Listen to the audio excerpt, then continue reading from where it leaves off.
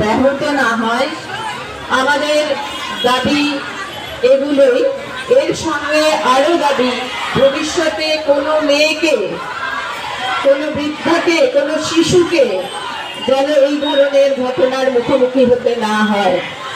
আমরা স্বাধীন হয়েছি অনেক বছর হলো, কিন্তু আমরা প্রকৃত অর্থে এখনো স্বাধীনতা পাইনি। তাই আমাদের স্বাধীনতা দিবসের প্রাক মুহূর্তে আমাদের দাবি, প্রত্যেকটি প্রাণের দাবি, এই ঘটনা যেন আর না ঘটে এবং এই ধরনের ঘটনা, যে ঘটনায় আমরা রাজ্যবাসী, দেশবাসী সবার মাথা হেঁট হয়ে গেছে, সেই ঘটনার দোষী যে বা যারা, তারা যেন কঠোর থেকে কঠোরতম শাস্তি পায়।